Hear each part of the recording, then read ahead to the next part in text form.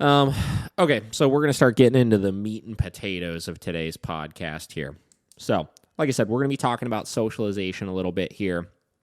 I think this is probably going to be like a socialization part 1 and part 2 kind of sitch. We're going to do part 1 today, which is just the concepts of socialization, discussing our ideas behind how we do it, why we do it, and then we'll get into some tactical stuff for the next one as far as socialization. So, what's up? Said cool. Dope. Plans. Look at that. We have a plan.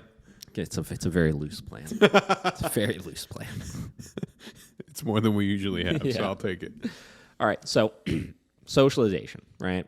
This is the freaking most discussed, debated topic out there in the dog world, I would say, right?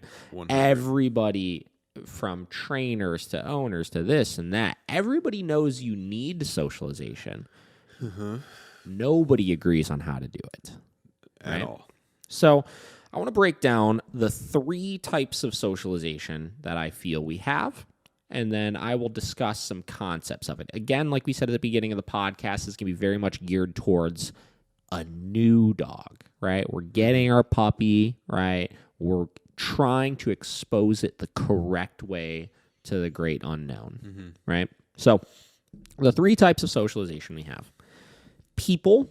So does your dog know how to interact with people, right? All sorts of different types of people. Big, tall, black, white, male, female, fucking everything. Kids, adults, right? Dogs. Does your dog know how to interact with other dogs, right? Do they know how to play properly? Do we understand how to allow them to play properly? Do we know how to not get scared off by the noises and the sounds and the biting and the jumping? We had a client the other day. We posted a video of this dog, Hugo. It's a little guy, right, in for training right now. Hugo's a playing machine. He takes on these big dogs like no one's business. And he's like this big. Whatever. Hugo, again, super social, right? Yeah. Owners carry him around everywhere as the baby, whatever, you know? So they're like, how's he been with the other dogs? Like, he's been great. Couldn't be better. Social butterfly. We let him with any dogs here, right? His reply was, he jumps and bites the face a lot. I don't like that. Okay. Listen, again, like we'll explain the process and stuff. I'm not trying to hate on this guy or anything, right? But we don't determine what play is. No. Right?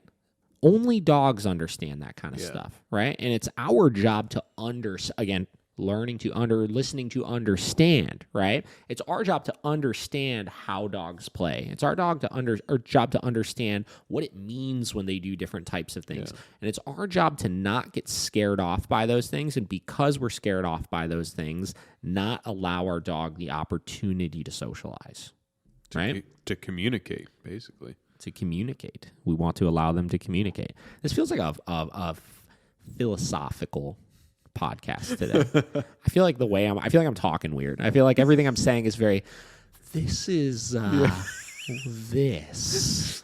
And if you look that, it feels kind of strange. I don't know. That 8 a.m. start. It's that 8 a.m. slow start. I guess when I'm tired, I talk a little. You know what it is?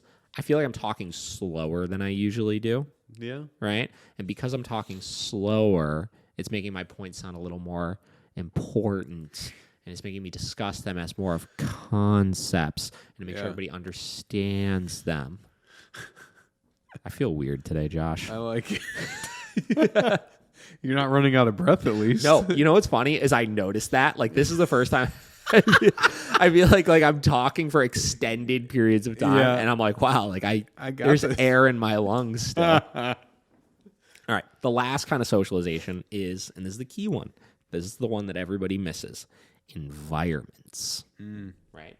And environments means, does your dog know how to interact with the world around them? And when I say interact with the world around them, our goal with environmental socialization is creating neutrality to the world around them, right?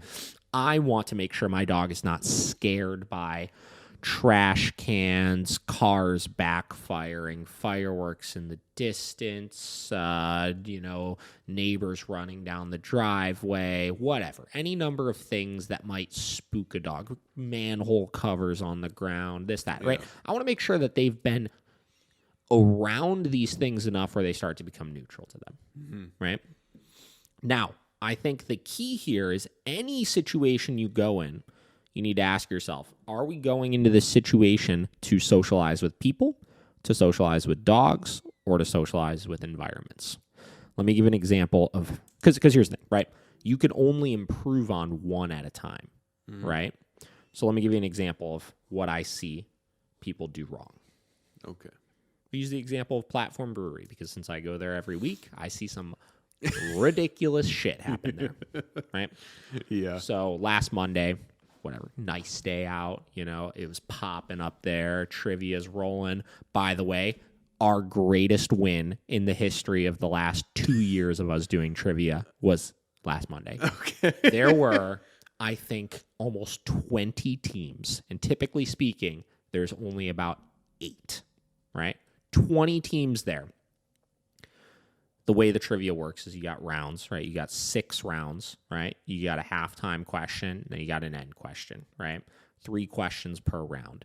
We weren't doing too hot, right? We're down to like last round, whatever, Finish off last round, and we were in like 9th. No, we were in like 12th place or something. Like we were far down. We were like, we counted ourselves out at this point. Like we had a bad day, right? Bonus question comes around. Here's how the bonus question works. You get asked some sort of question. In this case, it was the topic was words, right? And it said all of these words are going to start with the first 2 letters, right? We're going to give you the Webster definition of the word. You need to tell us what the word is, right? I honestly am totally blanking right now on what those specific words are, but I think they began with like QU or some sort of, they were weird words, right? With that question, you could wager as many points as you want. You wager up to 15 points, right? Okay. 15 points be a full send. If you win that, you get 15 points. If you get even one of those wrong, you lose 15 more points, which fucking tanks you, right? Yeah. So we full sent it on the 15, right? Hard question. We were confident in it. Got it right. We were the only team there to get it right. First place victory, which means that multiple other teams full sent and didn't get it, dropping them down low enough, pushing us to the top. We won it. There were tears. We were jumping on tables. We won our fucking $20 gift card. It was phenomenal. It's the best victory ever. Anyways, in the midst of all of this, I'm digressing here, right? How I experienced improper socialization, right? Because you can't do all of them at the same time. If you do them all at the same time, you create a mishmash of the dog doesn't know what the fuck is happening, right? There's a bunch of people there with dogs, whatever. They're all out of control and stuff. And I watched the situation. And, dude, I was this close to taking my phone out and taking a video of it. It was so ridiculous. Jesus. Right? So they're in a new environment, right? They're not creating neutrality to the environment. They're letting the dogs go all over the place, obviously, first off, right? They let 3 dogs pull into the center greeting area, all with tension on their leash, all interacting, while like 3 people are on the ground petting and kissing all of the dogs, right? So they're doing bad environmental socialization, bad dog socialization, and bad people socialization. Yeah. Recipe for disaster. This is why your dogs are out of control. Whatever. Digressing. I wish So you got to pick one at a time. When you go to a new place, right? I think at one point somebody even picked up one of the dogs throughout the process and started holding it like a baby or something like that. It was ridiculous. Whatever. So you got to pick one at a time, right? Because the more we isolate a specific thing, the better the dog will improve on it with, right? So people socialization. If we're going to be socializing a dog with other people, that means that we are going to be getting them interacting with people. Obviously, you have to make sure you're doing it the right way, which we'll get into the specifics of how to do so. But if you're doing that, it should be done in an environment that they're comfortable in, right? Because if we're putting them in a new environment, and having them interact with new people, they're going to be distracted by the environment. They're already going to be in a higher state of stress or arousal, and the socialization is not going to be as fluid or organic as we want it to be. Yeah. In addition to that, if we have other dogs around and we're trying to do people interaction or people socialization, they're going to be distracted by the dog and could potentially create problems, because since there's going to be a lot of interaction going on, those people are still going to be to some extent a resource, which can create problems with the dog-on-dog socialization, right? If we're socializing with dogs, we have to make sure that, again, it's in a neutral environment, that the dog is not new to them or anything, right? We need to make sure that we're not having any interaction from the people standpoint, right? Because if they're trying to interact with other dogs, any information we're giving is going to be giving mixed messages. It's going to be reinforcing certain things in a way that we don't want to be. It's going to be creating resources, which creates competition, and it creates problems as well, right? So that's why we always say when you're having your dog interact with a new dog, it's about the dogs. You don't interact with the dogs while they're interacting with each other, period, right? Yeah. You supervise it, and you only step in if there's a problem that you need to address. That's it, right? Environmental socialization, right? We don't want to interact with people or dogs, because when we're in that environment, we want our dog neutral to all of those things around them, right? So understanding the 3 types of socialization is the first step here, and understanding that you can't intermingle them, right? It doesn't work that way. You have to allow the dog to socialize with one at a time, right?